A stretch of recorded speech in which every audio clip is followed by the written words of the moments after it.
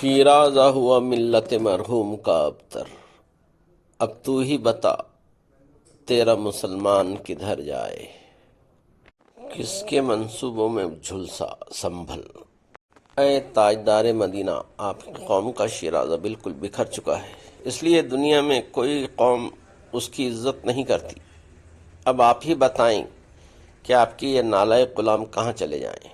وہ لذت آشوب نہیں بحر عرب میں، پوشیدہ جو ہے مجھ میں وہ طوفان کدھر جائے، پوشیدہ جو ہے مجھ میں وہ طوفان کدھر جائے۔ علامہ اقبال نے دوسرے شعر میں مسلمانوں میں سرفروشی کا مادہ بالکل باقی نہیں رہا، لہٰذا میں اب کس قوم کو جہاد کی تعلیم دوں۔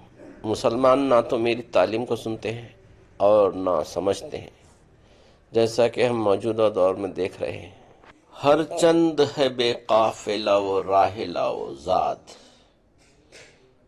اس کوہ بیاباں سے خودی خوان کدھر جائے، اس کوہ بیاباں سے خودی خوان کدھر جائے۔ جیسا کہ ہم موجودہ دور میں دیکھ رہے ہیں، اور یہ بات بالکل سچ ہے کہ اس وقت مسلمان بالکل بے سر و سامانی کے حالت میں ہیں، نہ ان کے پاس دولت ہے، نہ علم ہے، نہ تجارت ہے، نہ ان کے پاس کسی قسم کی مادی طاقت ہے، نہ روحانی قوت۔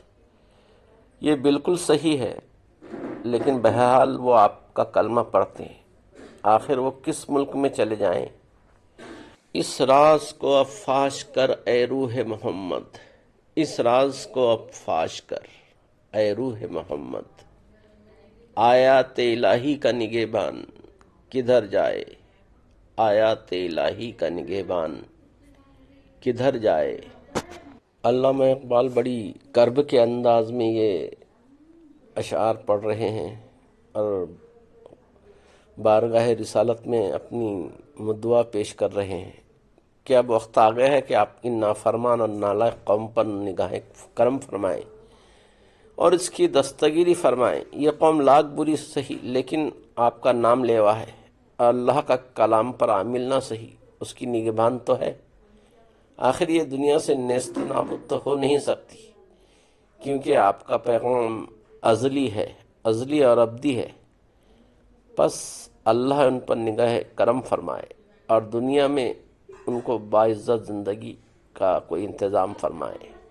اللہ تبارک و تعالیٰ کی طرف سے مدد کی امید ہے تو اس کے احکاموں پر بھی عمل کرنا ضروری ہو جائے گا مسلمانوں کے لیے۔ اسی بات کو علامہ اقبال نے اور ایک جگہ فرمایا، لا ایک بار وہی بادہ و جام ساقی، ہاتھ آ جائے مجھ کو میرا مقام ساقی۔ پسند آئے تو لائک، شیئر اور سبسکرائب کرے، سننے کا بہت شکریہ۔